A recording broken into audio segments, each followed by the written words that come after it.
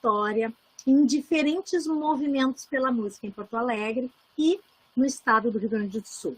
Estamos aqui com o nosso querido Seron, Guilherme Seron, produtor musical, premiado, elogiadíssimo, que tem articulado diferentes trabalhos coletivos, não só aqui no Rio Grande do Sul, mas especialmente nesse nosso prata, né? Ligando esses territórios que pelo tambor, pelo toque dessa pele, toca também a música da presença.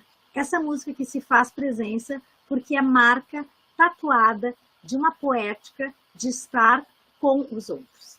Tenho também aqui com vocês o nosso querido Marcelo Siknovski Silveira, que além de ser da área do direito, também é um músico e é um pesquisador. E hoje eles vão estar falando conosco, são nossos convidados especiais, junto com toda a turma, que graças a Letícia do Tambor Tambora, nos colocamos em unidade e fomos compondo essa fala que hoje eles apresentam. Vocês estão vendo aqui na tela os tambores, esses tambores que vão ser o nosso tema. Então eu chamo o Marcelo, que vai começar a fala, e eles vão dialogando. E nós vamos sair para deixar vocês dois mais à vontade, conforme a gente vai sentindo vontade de fazer algumas questões que o público vai perguntando, a gente vai entrando aqui conversando com vocês. Sintam-se em casa, aqui na nossa universidade. Essa universidade pública e que se preocupa com a música da presença e a música do tambor. Em primeiro lugar, é um prazer muito grande voltar a um evento na universidade, onde eu tive o prazer de, né, universidade pública gratuita, certo? Então, um grande abraço a todo mundo que está presente nesse nosso evento.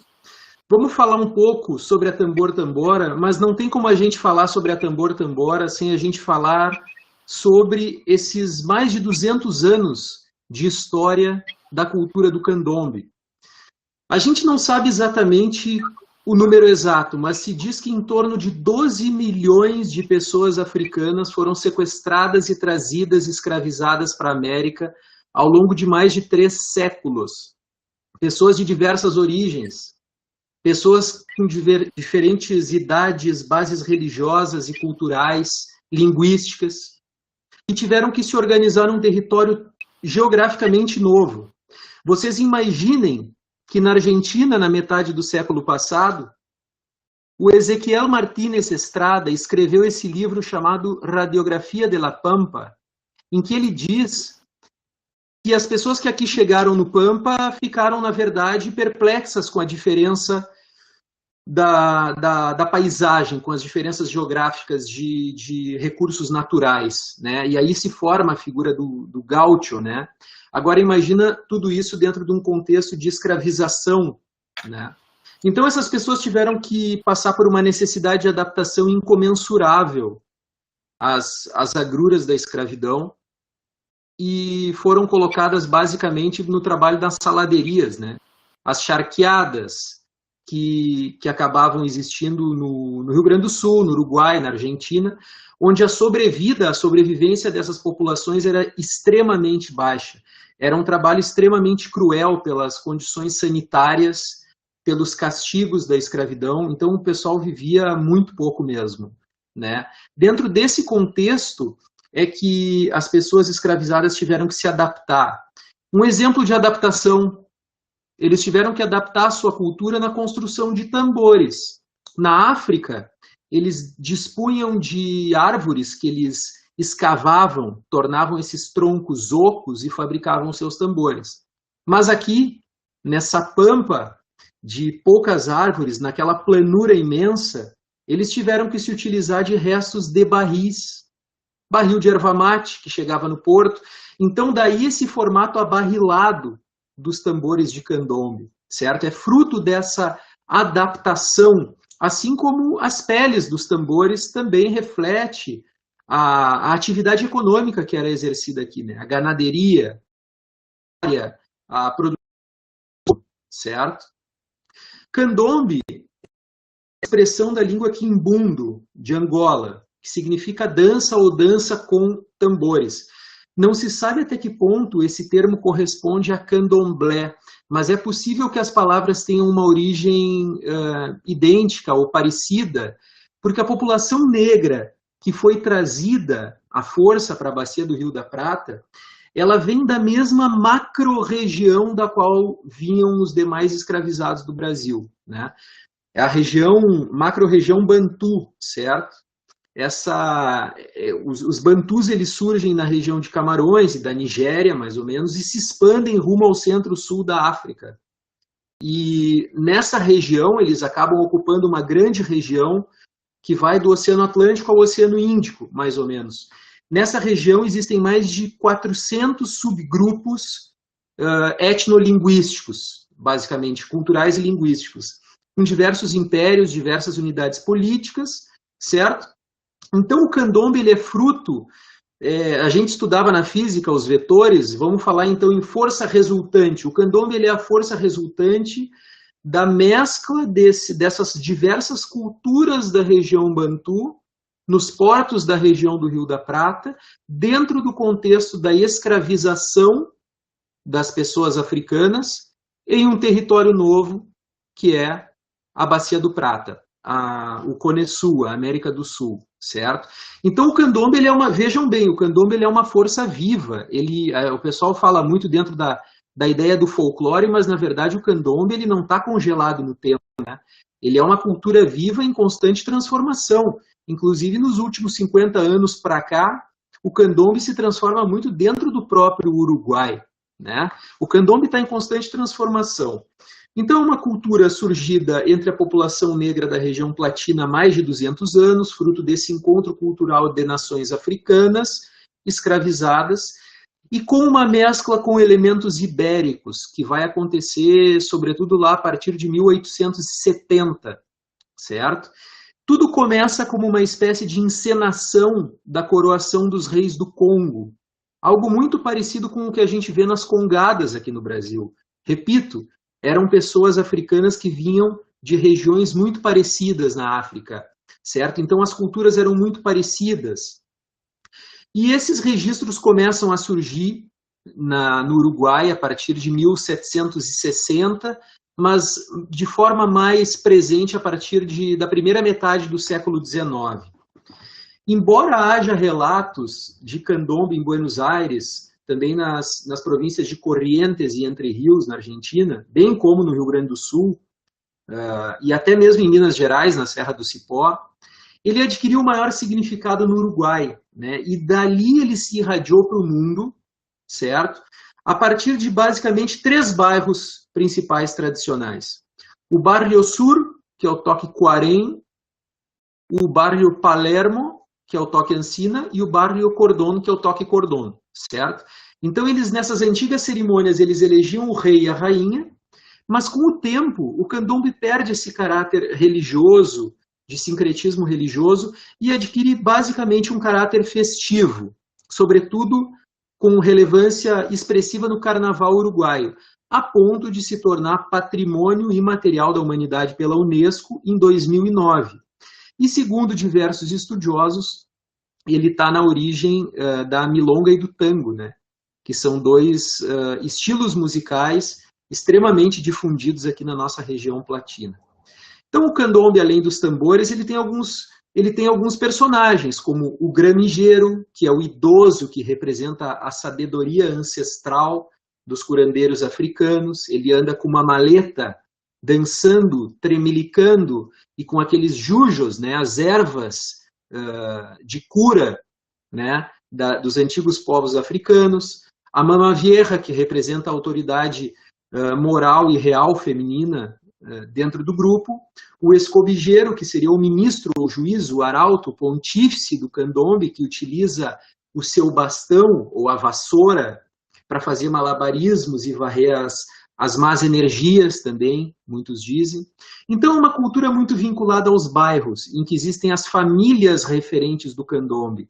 Nós vamos encontrar nas escolas de samba do Rio também as famílias referentes, né? Mas no candombe isso é muito forte e muito vinculado às vivendas populares, os chamados conventígios.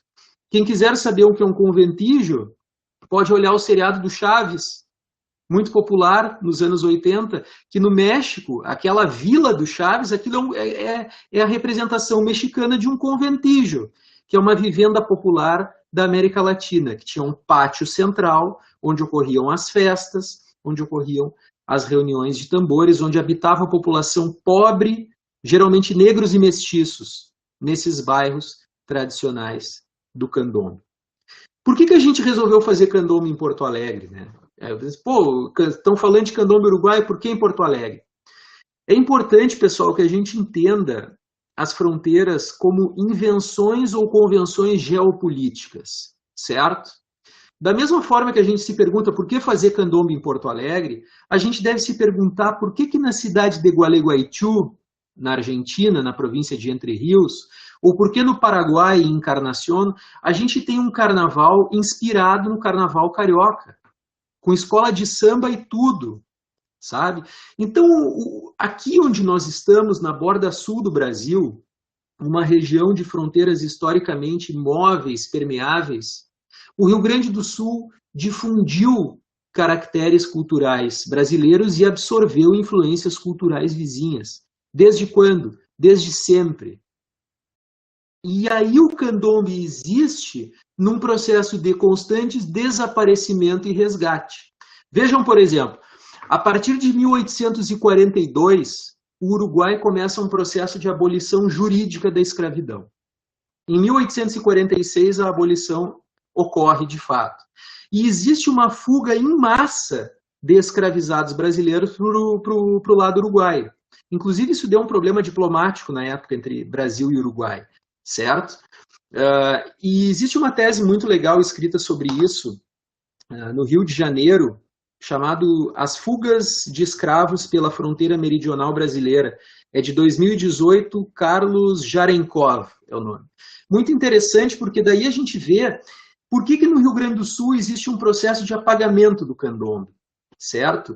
Existe uma autoimagem dentro do Rio Grande do Sul, uma idealização externa do Rio Grande do Sul como um território branco ou europeizado, apesar da inegável presença histórica e importância cultural das populações negras e indígenas. O Rio Grande do Sul, eu não sei exatamente se é o segundo ou o terceiro local do Brasil com mais casas de matriz africana, certo? Sem falar que, né, existem os quicumbis, os maçambiques, as congadas, ensaios de pagamento de promessa, certo?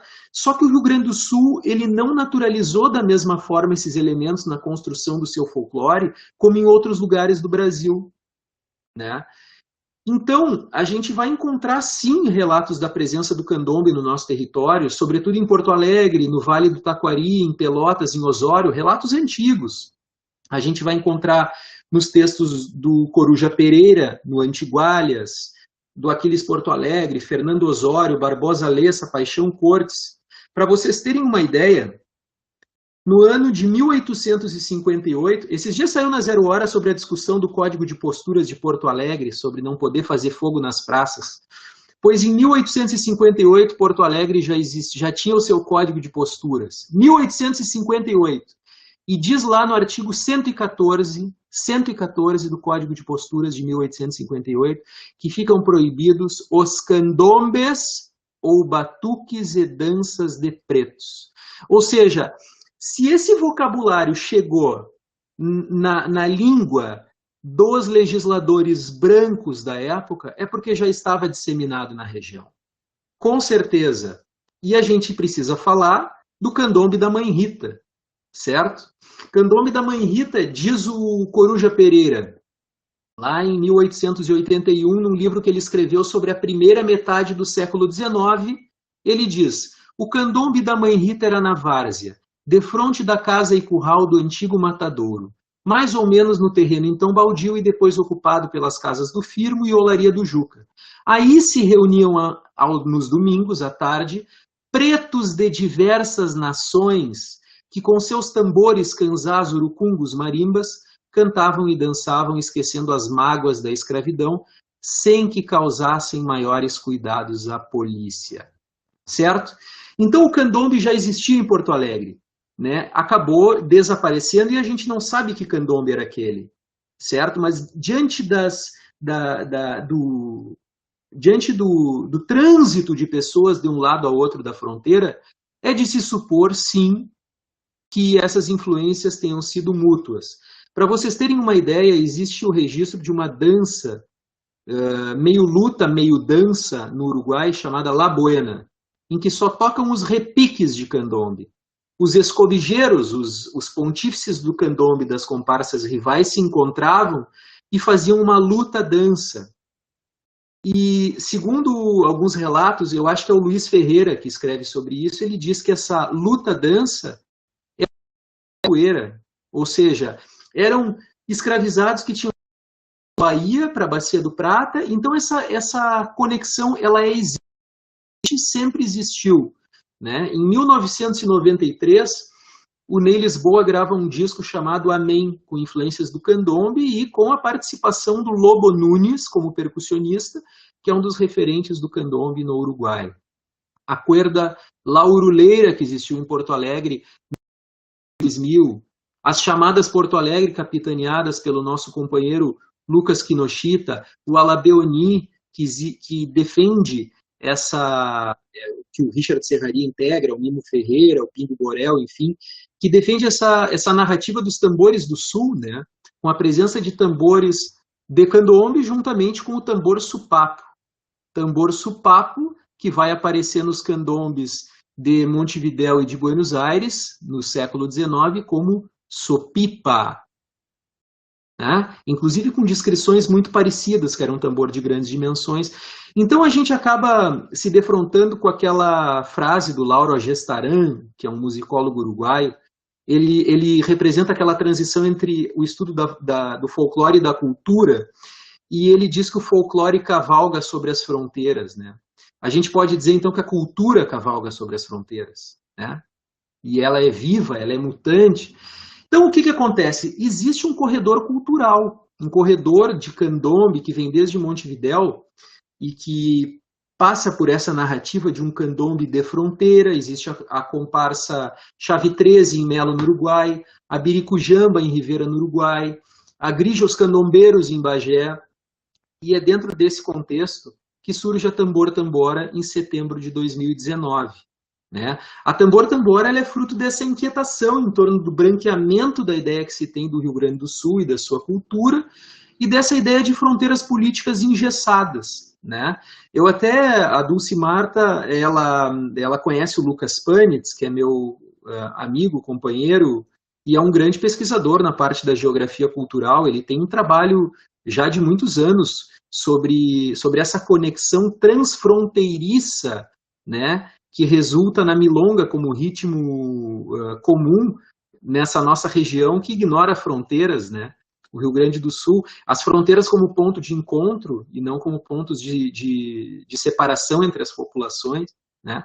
Então a Tambor Tambora surge a partir da experiência do candombe uruguaio contemporâneo, que é a nossa referência, com o objetivo de revitalizar a sua presença no Rio Grande do Sul, sobretudo em Porto Alegre. O nome, ele homenageia uma canção do Jorginho Goulart, que nasceu em Porto Alegre, mas é uruguaio. Ele é filho da Marta Goulart, que é uma das maiores figuras do candombe de Montevidéu. As nossas cores, azul, branco e vermelho, elas são alusivas à Liga dos Povos Livres, que é um projeto político de José Artigas, entre 1815 e 1820, e que englobava territórios do Uruguai, da Argentina e do Rio Grande do Sul, que para nós simboliza simplesmente a ideia de um Pampa sem fronteiras, né? De um Pampa para além das fronteiras atuais, dentro de uma perspectiva inclusiva e de ponte cultural. Então a gente inicia em janeiro de 2020 com um convênio com o Quilombo do Supapo, ali na Zona Sul. Nossos toques ocorriam em frente ao Quilombo do Supapo, na praça. Mas quando veio a pandemia, a gente teve que suspender as nossas atividades presenciais, né, em respeito à ciência, à saúde, à vida, e também às vítimas dessa trágica pandemia, com tantas mortes que podiam ter sido evitadas. Né?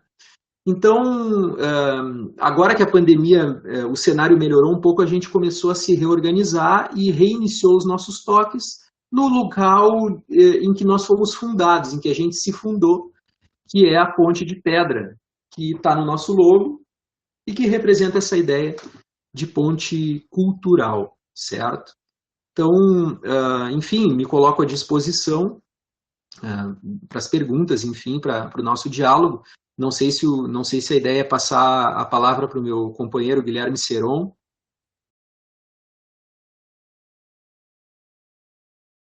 Acho que tu tá mutado, eu acho, Dulce Marta.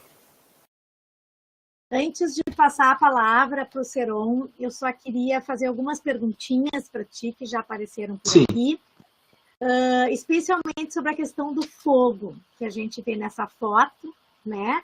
O Código de Postura, que em 1881 vai falar, né, desse fogo, da proibição desse fogo. O que tem a ver o fogo e a preparação desses tambores?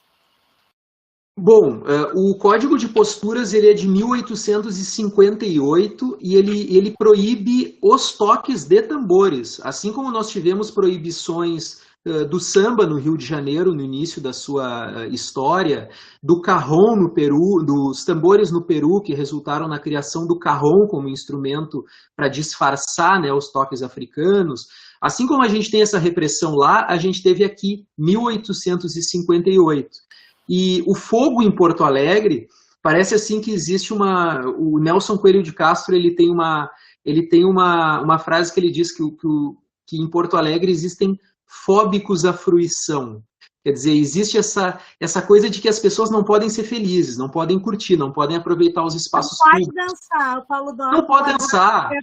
Não pode ouvir uma música e dançar, né? Não pode. Então, o Código de Posturas de Porto Alegre, se não me engano, é uma lei de 1975, a versão mais recente, e proíbe fogo nas praças, fogo nas ruas, né? Se o cara quiser fazer uma fogueira de São João, ou alguma coisa do tipo, né? Ou um churrasco, pode ser multado. Então é isso, o fogo com os tambores, o fogo ele afina os tambores, né? O fogo ele tem a dilatação térmica, né? De novo as aulas de física, a dilatação térmica, ela seca a madeira, né? Ela dá um som mais encorpado, a pele se estica também, e tem também, né, dentro de diversas culturas africanas, tem a questão ritual, né? Na verdade, o fogo reúne as pessoas. Eu acho que as pessoas que proíbem o fogo não querem que as pessoas se reúnam. Eu acho que a gente tem que pensar, inclusive, nos indígenas que ao redor desse fogo vão se fazendo e desse território que se faz fogo. Então, eu acho que o fogo tem essa questão de afinar os instrumentos, que é, então, a pergunta para a Jacilene Dornelles, e os instrumentos são afinados, depois o Seron vai contar mais ou menos um pouco, mas eu acho que foi muito bonito e para nós muito novo falar sobre esse código de 1858, que já proibia, e por que nós continuamos desde a universidade lutando por essa potência da fruição e de deixar essa poética, né, nos tocar.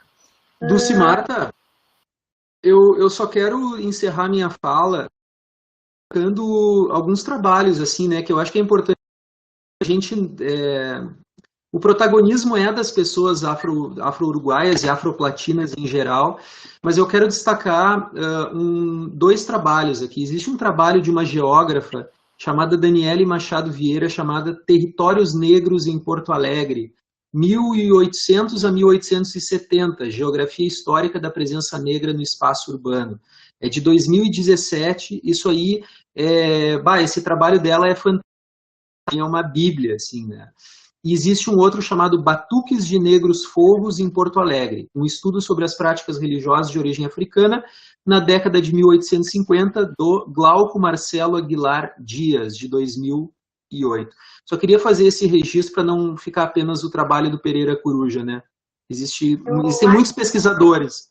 Muito importante vocês aceitarem o nosso pedido e o nosso convite, que a ideia da universidade é justamente compartilhar esses outros saberes que são feitos para a gente ir estruturando essa cultura que estava, como diz o Antônio Nóbrega, né, esse imaginário encoberto, para que ele possa ser passado. Tem mais uma pergunta para ti, Marcelo, que é sobre ganaderias.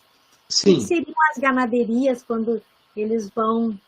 A ganaderia é a atividade da pecuária, que a gente vai encontrar uma descrição sobre a vida dos escravizados, uma descrição muito interessante nesse outro livro aqui, ó, que é do José Batista, sobre o sopapo contemporâneo e um elo com a ancestralidade. As ganaderias eram as grandes estâncias, e as saladerias eram os locais de produção do charque, né? Onde havia a colocação do sal para transformar aquela carne em charque. É nesse contexto que se dá a inserção econômica, né, primeira dos escravizados africanos. Ali é que nasce o tambor do sopapo também. Para nós é muito importante. O pessoal do curso vai estar recebendo esse livro que foi escrito, e nós temos toda uma vivência. Eu fui professora do Lucas Kinoshita e colega do Richard, de todo o pessoal da Labeoni, com toda essa força que eles têm feito. E a última pergunta para o Marcelo, ainda antes de começar com o Seron, tá? Não que seja a última, tá, Marcelo? Até foi um erro de expressão, mas para a gente poder dar o tempo para o Seron conversar um pouquinho a partir da gente ir dialogando, né? Nessa fronteira, como tu fala, que a fronteira, essa invenção de conversas e diálogos, né? Que o próprio Paulo Freire vai nos dizer, mas essa fronteira como um ponto de encontro, né? A música em estado de encontro. É te perguntar sobre esses bairros, né? Eu tive a oportunidade de, por 3 vezes, participar do carnaval e viver, né, esses personagens, tocar junto com esses personagens, conhecer um pouco dessa história e tentar me apropriar um pouquinho dessa história latina. E a pergunta que chega aqui é sobre a questão dos bairros, né? Tu teria comentado que cada bairro teria uma clave, teria um tipo de organização, né? Em 2017, 2018, alguns bairros estavam com essas claves mais similares. Como é que tu vê isso? O que tu poderia nos contar um pouquinho sobre essa experiência que vocês têm, né? Desses diferentes abordagens que o próprio candomblé dentro de Montevidéu vai tendo e que eu acho que vai se espalhando. Eu fiquei muito curiosa para saber como seria em Bagé, né? Se acontece no carnaval, como é que é, se as murgas entram junto, como é que fica, se ficam um do lado do outro. Bom, funciona mais ou menos assim, né? Os bairros, os toques dos bairros, eles mais ou menos emulam aquela diferença que a gente via entre as nações africanas.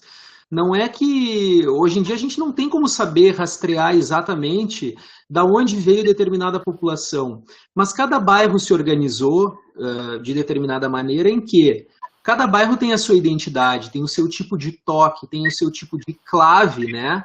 A madeira, como a gente chama, que é quando a gente toca com o palo na lateral, na madeira do tambor, tem os seus tipos de toque também, muito similares, mas com as suas diferenças essenciais para identificar, isso aqui é Quarém, isso é Ancina, isso é Cordon.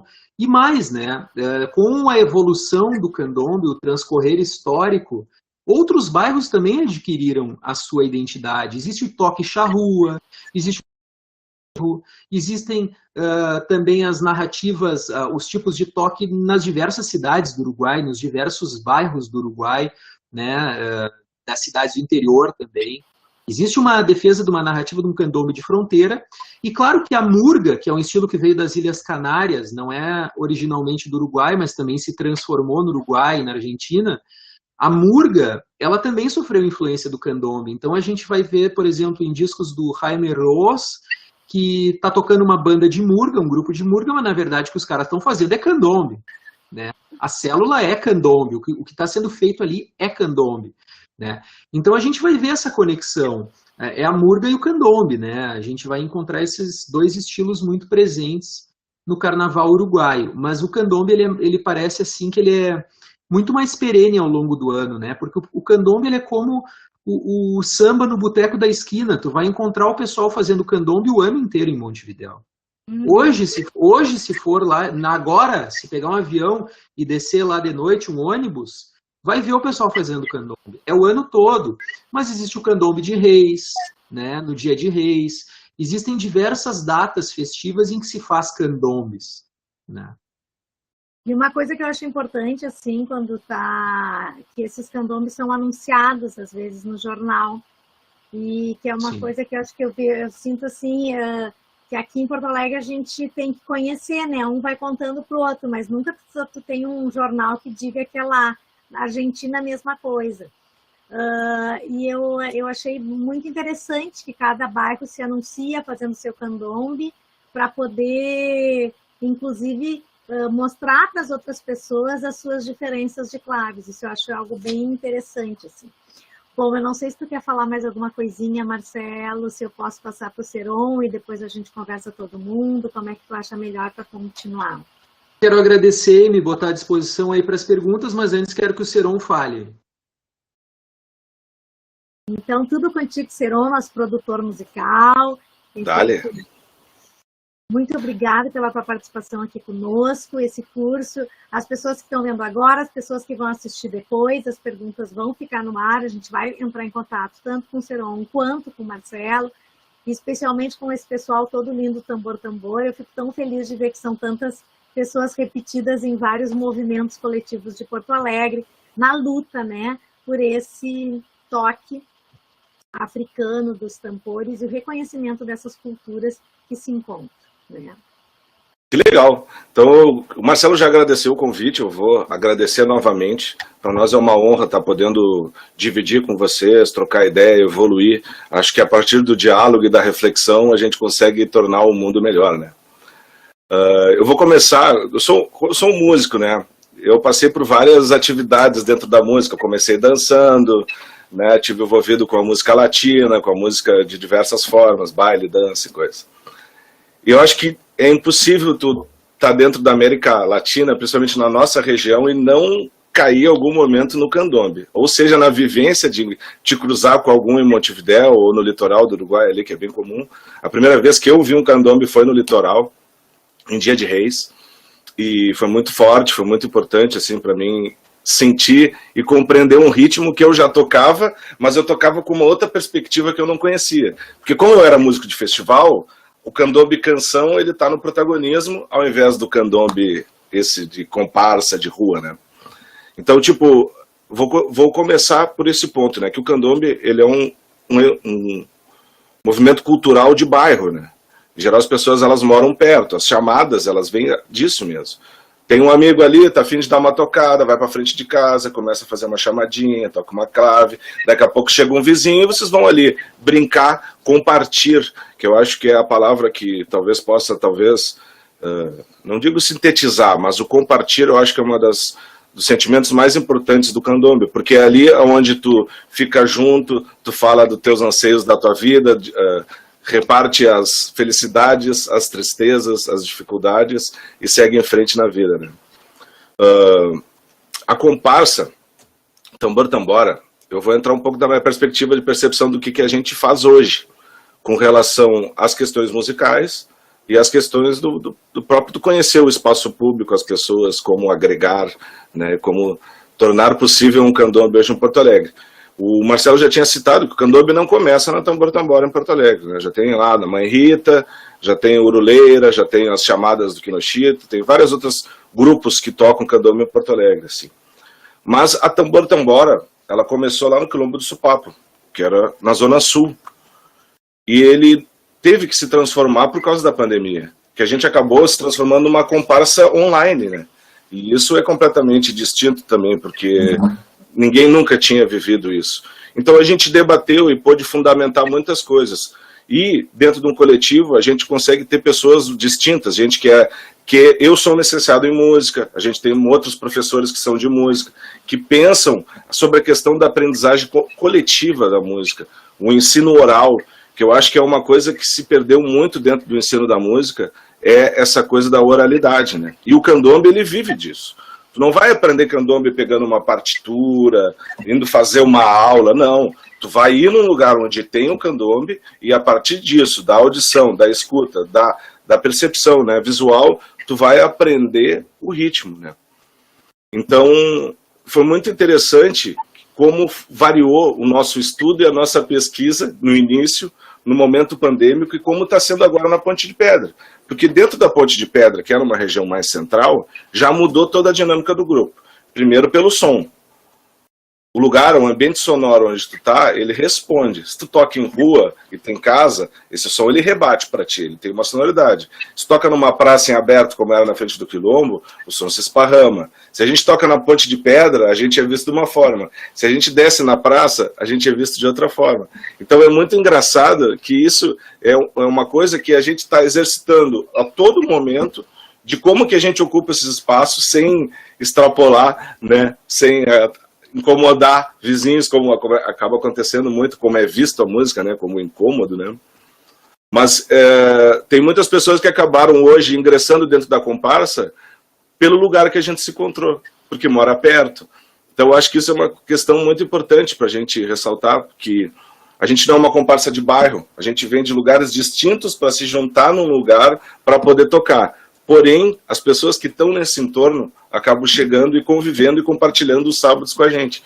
E isso já tem se tornado rotina para muita gente que sai o sábado de tarde para ir ali ver o pessoal tocar, compartilhar, trocar uma ideia, dançar e ser feliz, né?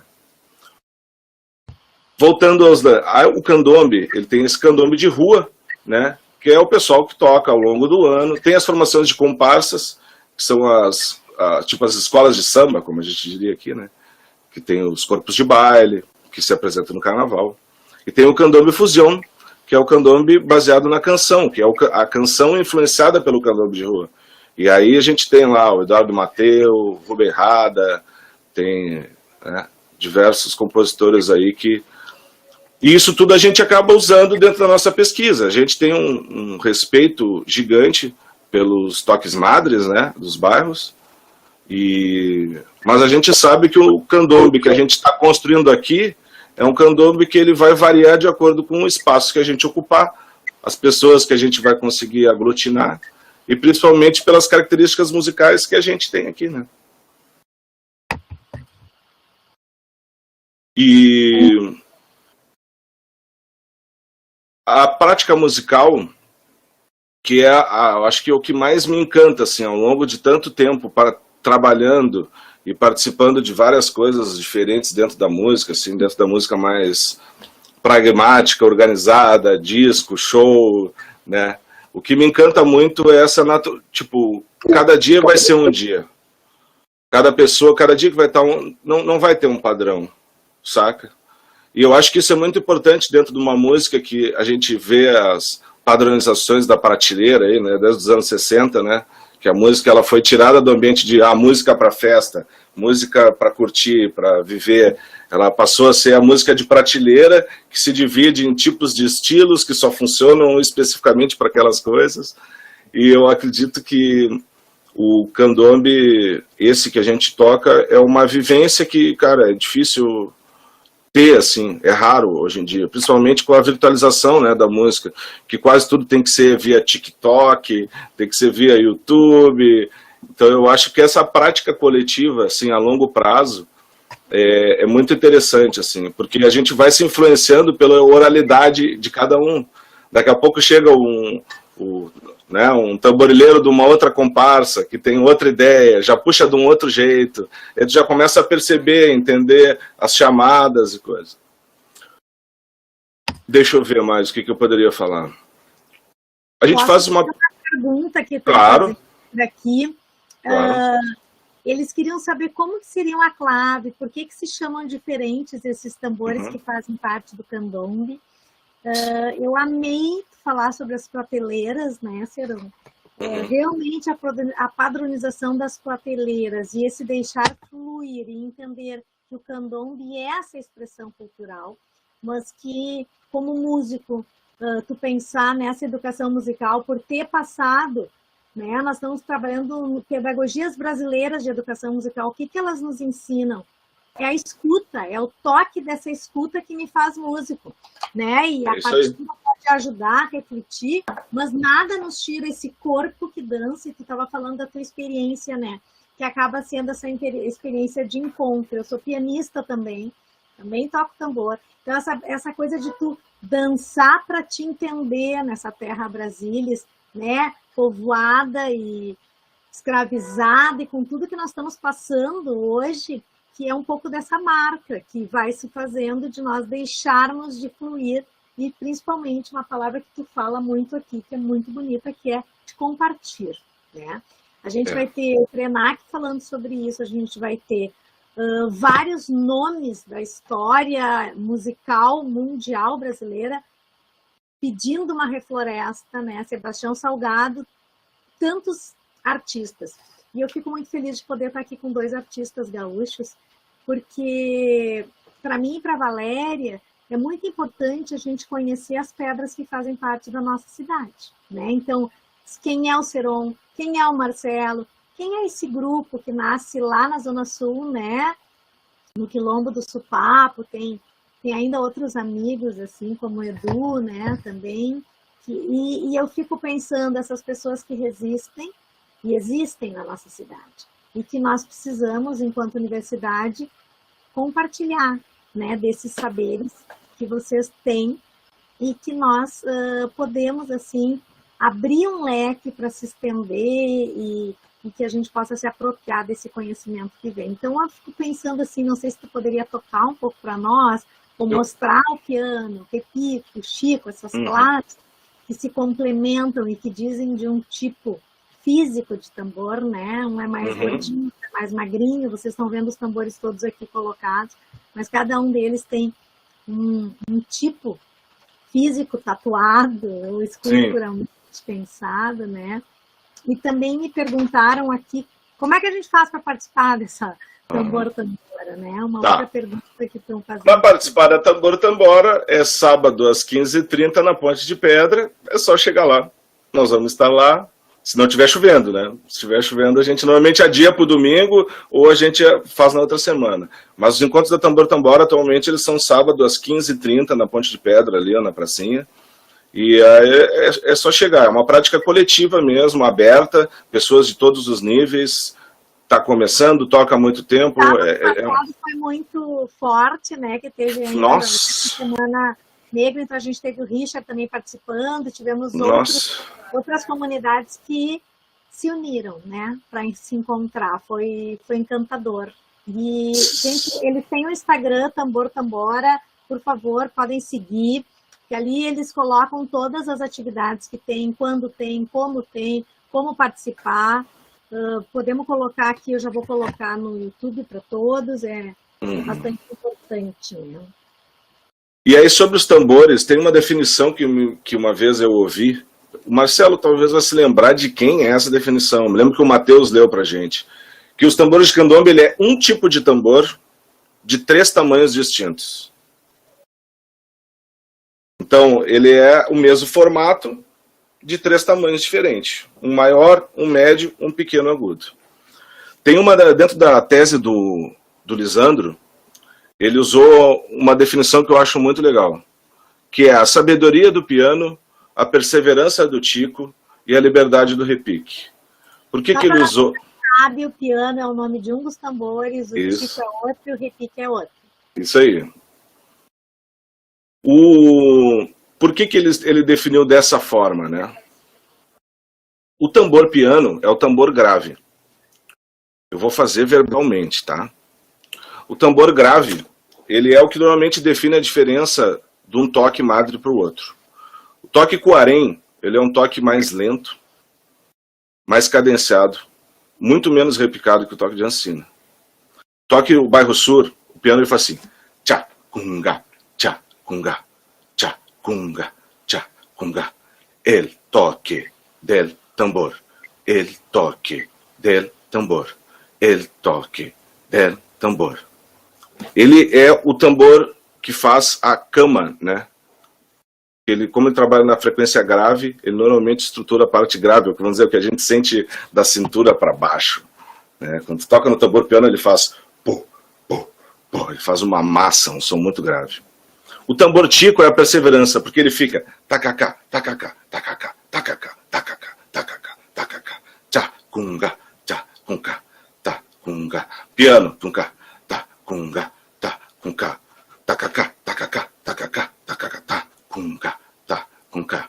E o repique é o tambor do meio, que é a liberdade, ele improvisa. Totrato, catum, tatu, tra, com tá, com tá, tra, cunga, tá, com cá, tacacá, tacacá, tacacá, tacá, tá, cunga, tá, com cá, tu tra, com tá, tum, tra, com tá, tum, tra, com tacá, tunga, tá, com cá.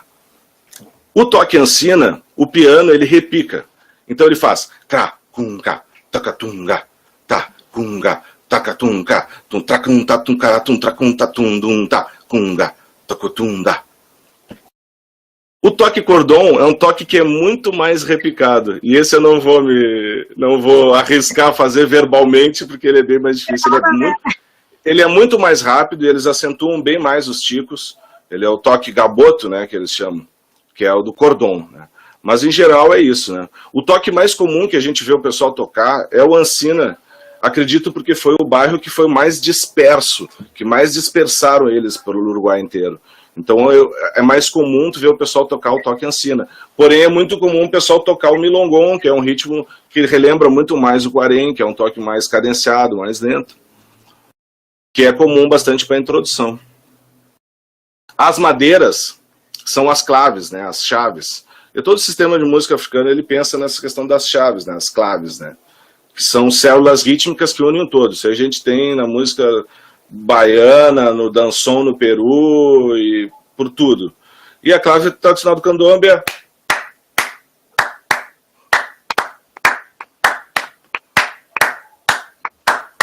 Ka-kunga, ka-kunga, ka-kunga. E aí tem outras claves. Ka, ka, ka, coca, coca, coca, ka, ka, coca, coca, ka, ka, ka, coca, coca.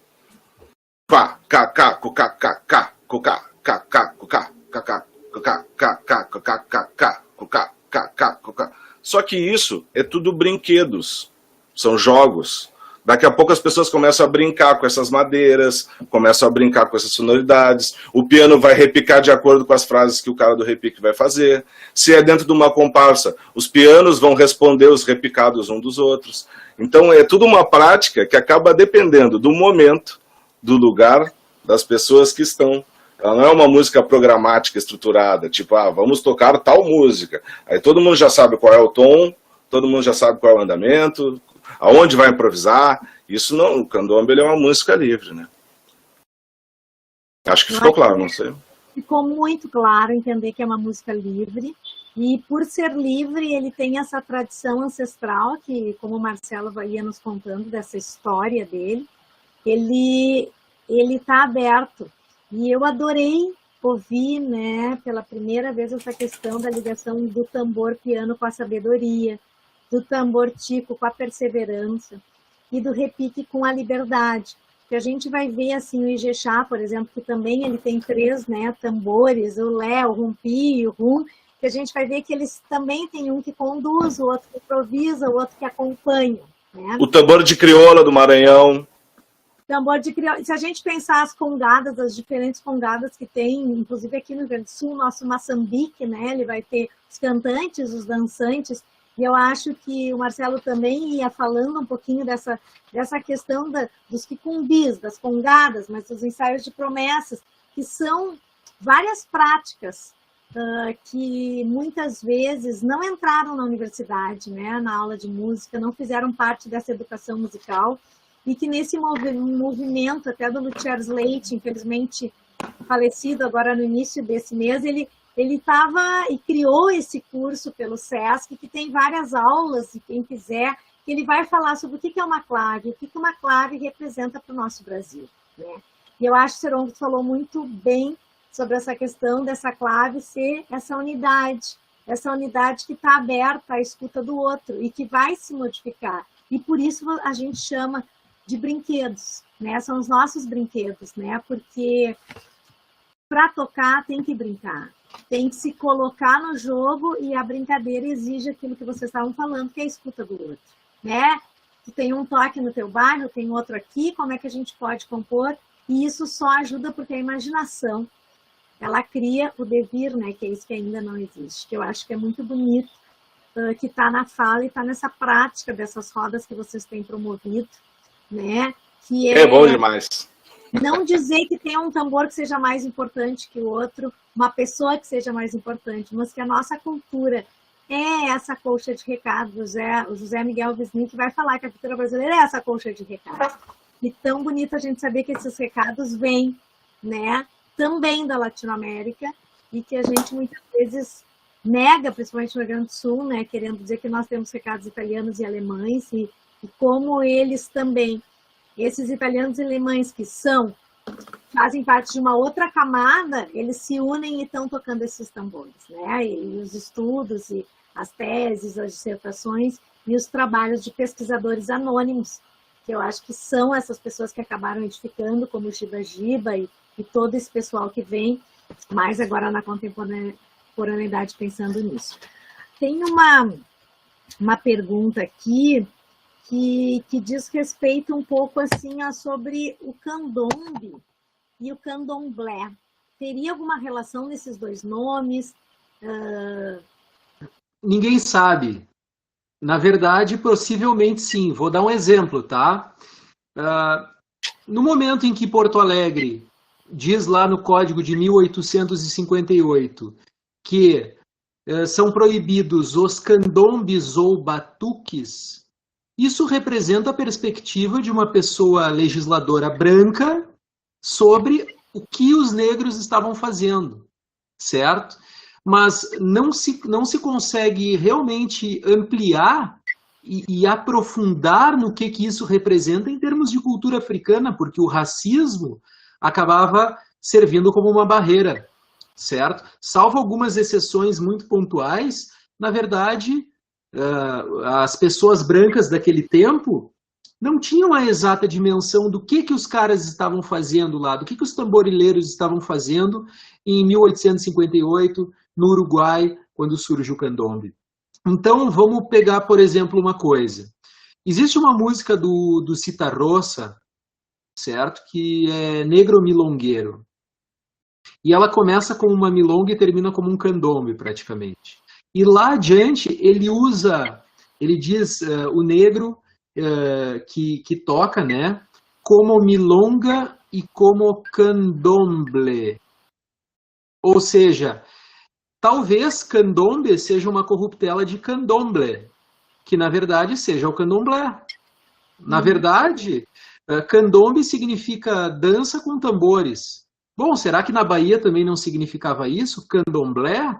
Será que a acentuação de uma letra muda tanto assim? Será que na verdade não é a mesma coisa? Eu particularmente acho que é.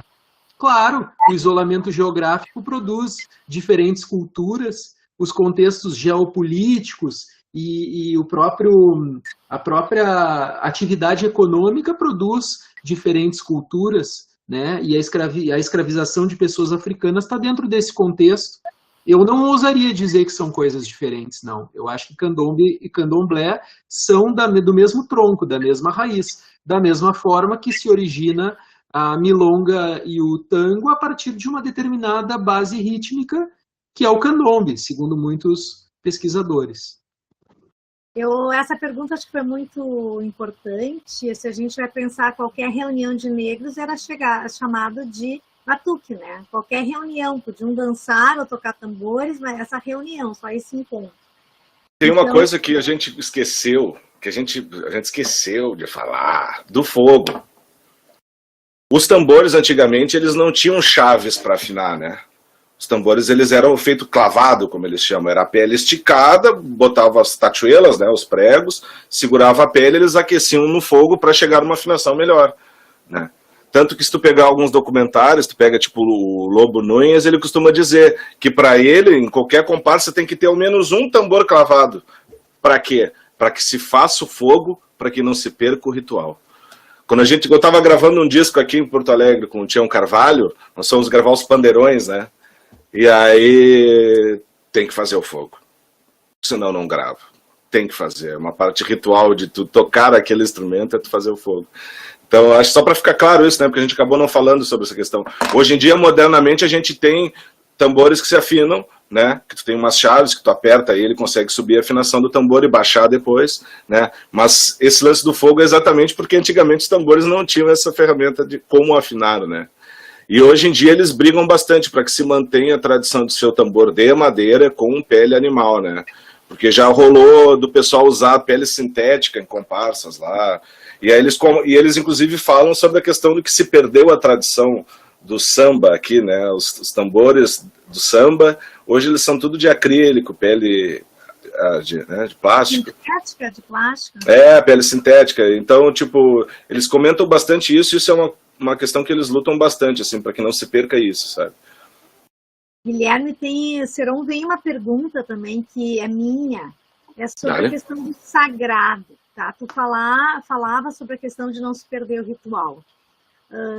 Tem um percussionista que está tocando num espetáculo que a gente está fazendo, que chama Jaebé Tocar a Liberdade, que é o Duda Cunha.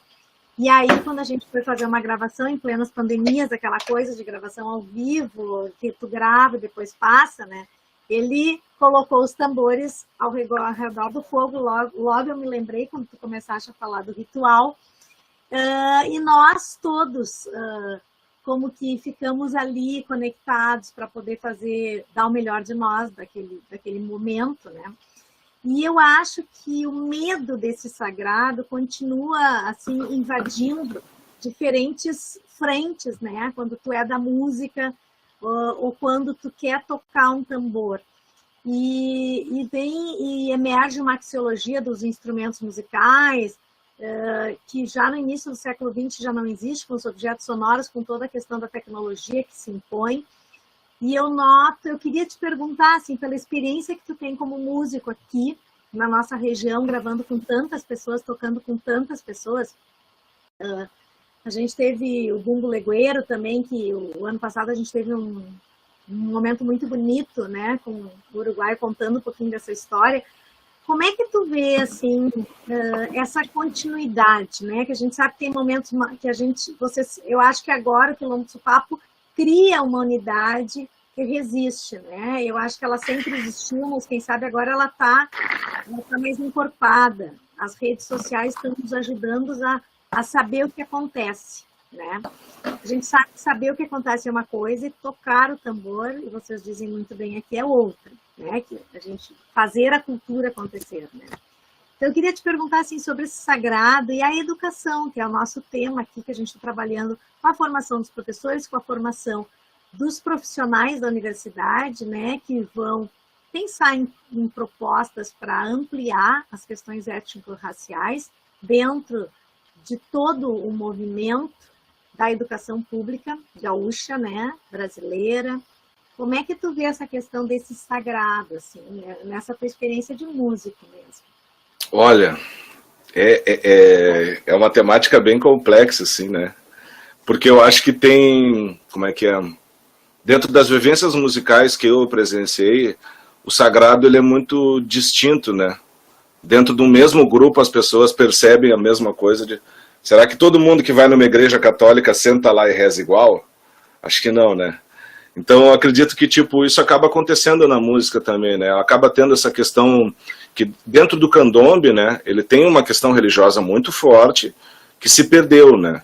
Se mantém algumas coisas e alguns nem sabem por quê e outros mantêm de formas, sabe? Tem pessoas que veem o tambor como uma entidade e a gente tem que saber, enquanto instrumentista ou só músico, que as pessoas têm relações distintas, né, com os tambores.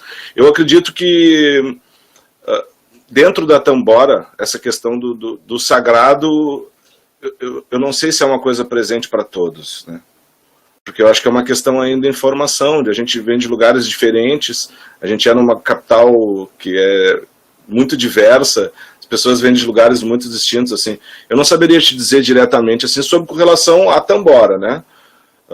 Com relação à minha pessoa, eu acho que a música ela sempre é uma conexão que a gente não entende, não tem como racionalizar.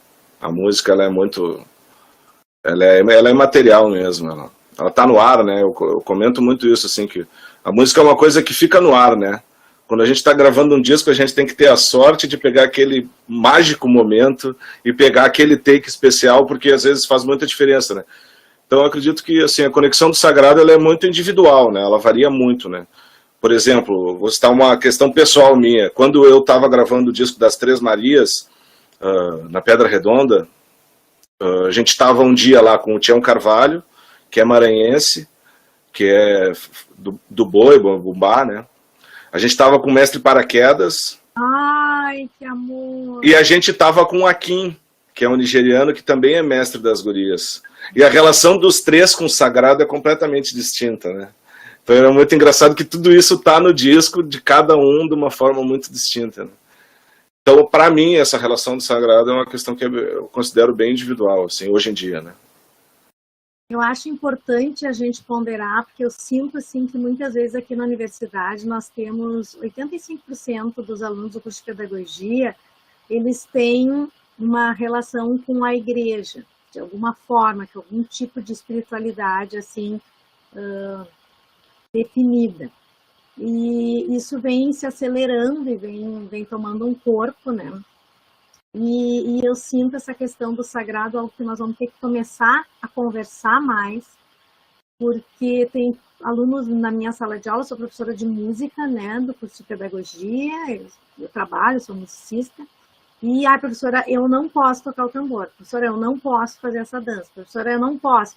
Então, assim, existe toda uma questão de não poder, né? Eu não posso dançar. Nós trabalhamos com o corpo como instrumento musical por excelência dentro da sala de aula, do curso de pedagogia, que é para justamente para fazer com que esse brincar se torne presente, né? Esse professor brincante, que escuta todas as culturas e sem preconceito vai colocando várias delas para servir nesse cardápio, né? Esse cardápio da nossa cultura brasileira que é tão rico, né? Então, a minha pergunta era um pouco nesse sentido. Deixa eu só dar uma olhadinha. Valéria, tem alguma outra pergunta ali pelo chat que a gente teria que fazer? A gente teria que estar encaminhando agora para o fechamento. Não sei se vocês querem fazer um fechamento, querem colocar alguma música. Eu não sei se a professora Valéria quer colocar alguma coisa que veio do chat. Não, ali no chat tá tranquilo, já tá tudo... Vocês já abordaram todos os assuntos, tudo que foi solicitado. Eu posso fazer uma pergunta? Assim, porque eu não sou da educação musical, né? Eu participo de um coletivo de cantantes e brincantes. E a gente sempre fala que as cantantes, elas são educadoras que cantam nas suas condições. Então, assim, né, nenhuma pretensão a Maria Bethânia, assim, é porque dentro da sala de aula nós cantamos para as crianças, né? A gente traz a cultura, a gente traz as histórias, a gente traz os cantos. E então, assim, eu sou professora da licenciatura em Educação do Campo. Não esquece de falar do mestre paraquedas, foi tu que fez as gurias conhecerem o mestre paraquedas. E aí, no campo, né, a canção ela está presente em tudo, né? A música, e aí a gente fez uma pesquisa dos restos, mas a gente também fez pesquisa de cirandas, a gente tem pesquisa de toadas, a gente tem pesquisa de um monte de coisas, assim, para que as nossas professoras, né, na sua formação, elas tenham esse conhecimento para depois poder compartilhar, né, porque a gente não dá o que a gente não tem, né, e uma das coisas, assim, que eu gosto muito, eu estou sempre falando para a Dulce que eu vou entrar numa aula de tambor, né? É essa coisa do toque, do tambor, né?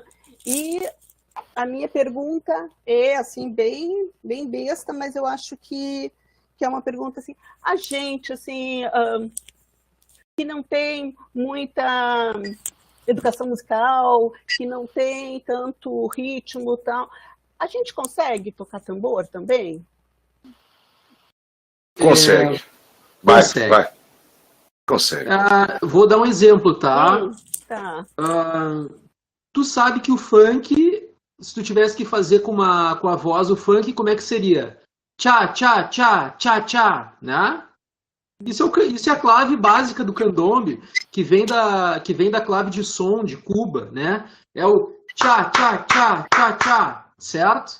Da mesma forma, tu vai encontrar muitas analogias em algumas figuras rítmicas do candombe com o forró, ao ponto de a gente ter no Uruguai bandas que misturam hoje em dia forró com o candombe, porque da mesma forma que a gente vai, às vezes, pode de rocha e ter contato com o candombe, os uruguaios vão para Santa Catarina e tem contato com o forró. Então, qualquer pessoa pode aprender, certo?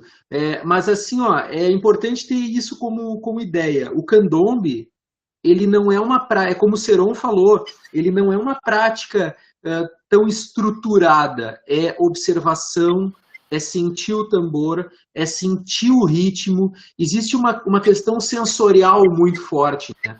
Do que vem de dentro, como é que o ritmo bate em ti. Eu demorei muito tempo para aprender o candombe. Eu descobri o candombe em 2009, os meus tambores eu comprei em 2017 e penei para entender o que era aquilo, o que estava sendo feito.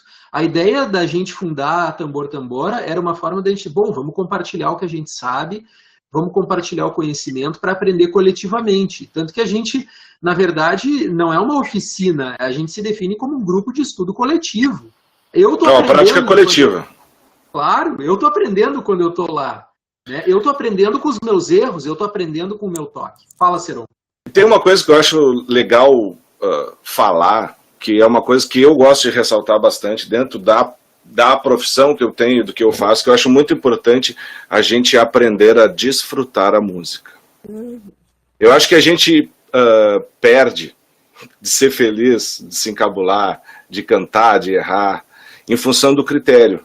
A gente tem aquilo que eu estava falando sobre essa questão da formalização dos estudos da música, né, sobre a formalização dos discos, do rigor técnico.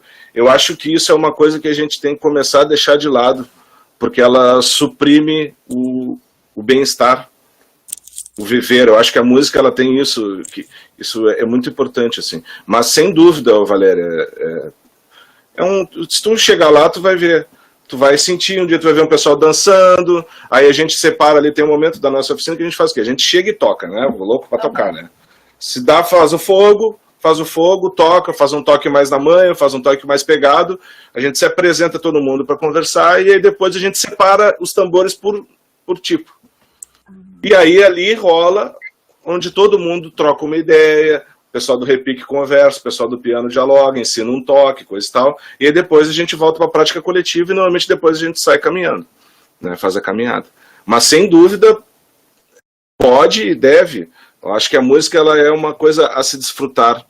Esse rigor técnico da música é uma coisa que o nosso tempo nos cobra, né? Esse tempo do Photoshop da música, onde se afinam os cantores, né? Onde a gente usa os autotunes para que as pessoas cantem afinado, isso aí não importa. Não importa se a pessoa não está sendo feliz e desfrutando a música. E eu acho que essa questão do candombe, do compartilhar, da oralidade, do respeito às diferenças, porque isso vai ter sempre dentro de grandes grupos e coletivos, isso aí é uma coisa que está dentro da cultura do candombe. E a gente aprende e entende que tem pessoas que estão começando e elas vão aprendendo. E aprende. É um ritmo o candombe parece simples, mas as pessoas aprendem.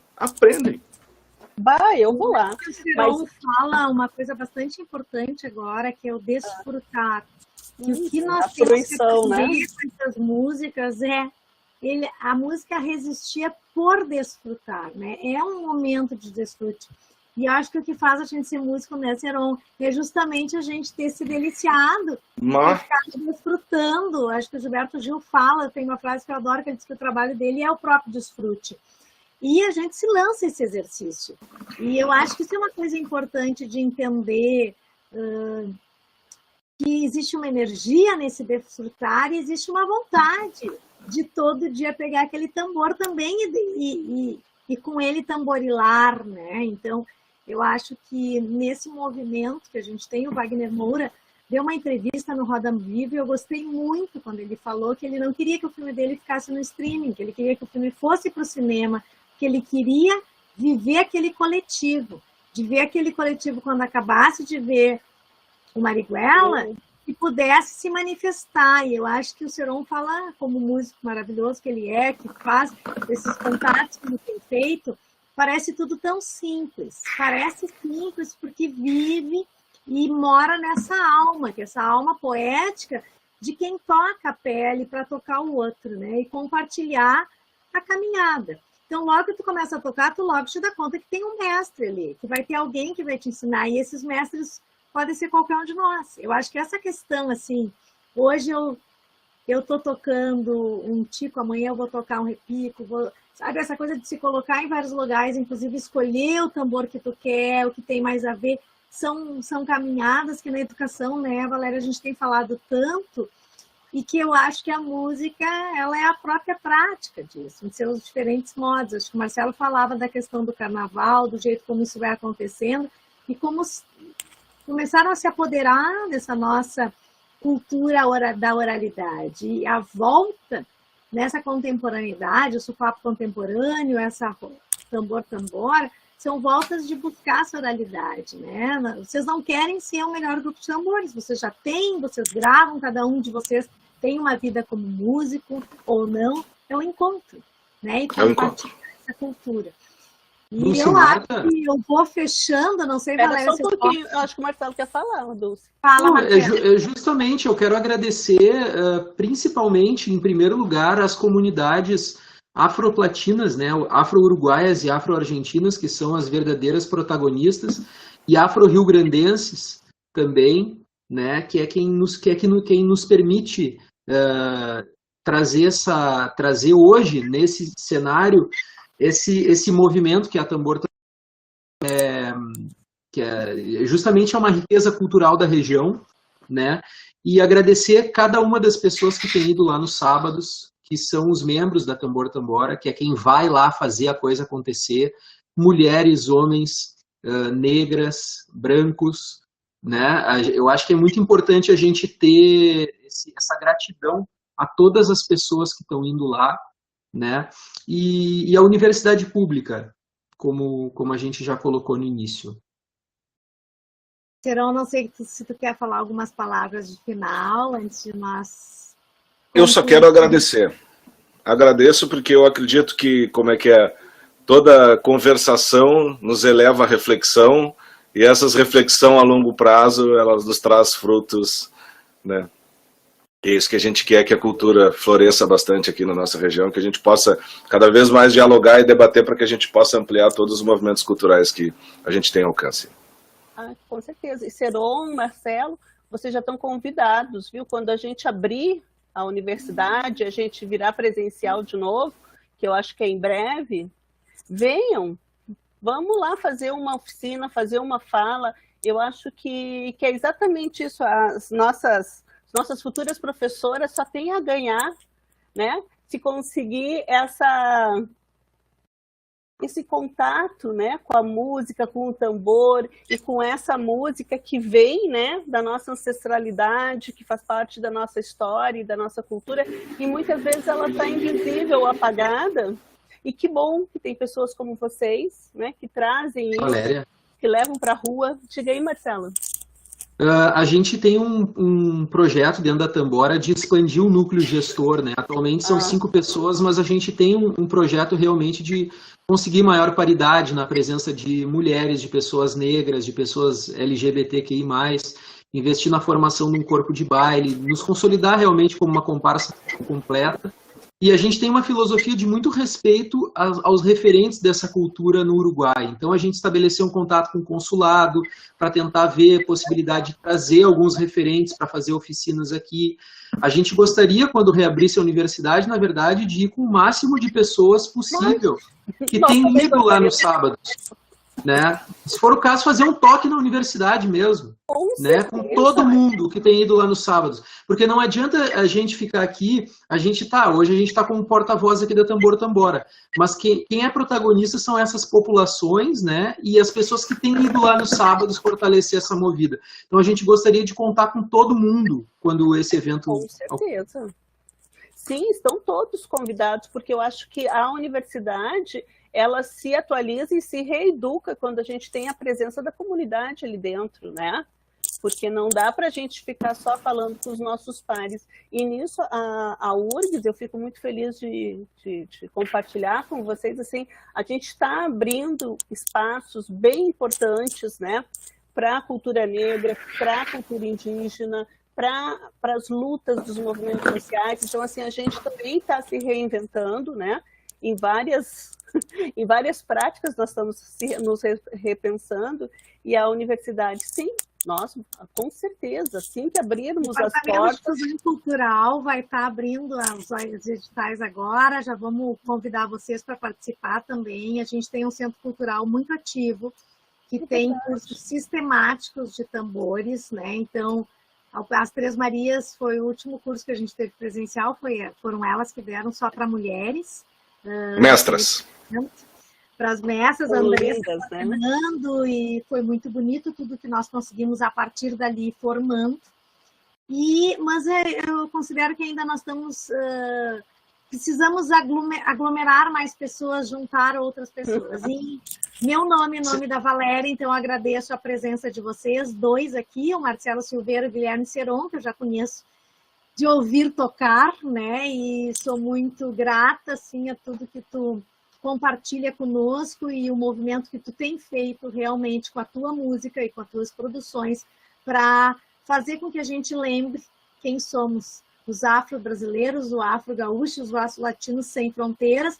Conheci o Marcelo Silveira hoje, pela Letícia, um beijo na Letícia, que hoje não pode estar aqui conosco, mas desse coletivo de vocês que eu acabo conhecendo muitas pessoas, porque vocês sabem que quem está nessa vida da música, nós vamos sempre nos encontrando nessa luta, nos colocamos à disposição e vamos estar conectando vocês para a gente começar a participar desses eventos que a universidade faz de uma forma tão bonita e que sempre coloca os músicos da cidade dentro dessa roda para que a gente consiga, então, conjugar o fogo, né? A música é esse fogo que flui e que faz com que a presença do coletivo se estabeleça. Conta com a gente. Obrigado. Boa. Federal do Rio Grande do Sul, um beijo em todos vocês e logo, logo estaremos juntos podendo fazer isso aí. Guilherme Seron, Marcelo Silveira, muito obrigado. O pessoal que quiser perguntas, a gente vai estar encaminhando para vocês ainda, porque tem pessoas que não estavam presenciais hoje no curso, alguma coisa que não entendam. Muito obrigado pelos materiais, pelas dicas bibliográficas, mas especialmente pelos toques do Seron na boca, que foram muito encantadores e que nos fizeram lembrar, né, dessa batida que é forte, que é do nosso coração, que todos temos para nos colocar à escuta dos outros. Muito obrigada, agradeço Professora, a todos. Oi. @comparsa tambor tambora no Instagram. Eu já coloquei Eu achei vocês já lá. colocamos. Obrigada. Colocamos Obrigado. lá no YouTube. Nós que agradecemos. E voltem muito quando obrigada. quiserem. Estamos terminando, então, essa nossa transmissão e voltamos conforme o cronograma que está exposto. Para ver de novo, esqueçam da plataforma YouTube Escuta Poética, né? Um grupo de pesquisa que se une à questão étnico-racial para tentar conjugar outros coletivos. Gratidão a todos vocês, muito obrigado, mestres da nossa cultura porto-alegrense mesmo. Beijo e até o próximo encontro. Beijo, tudo de bom. Tchau, tchau, pessoal.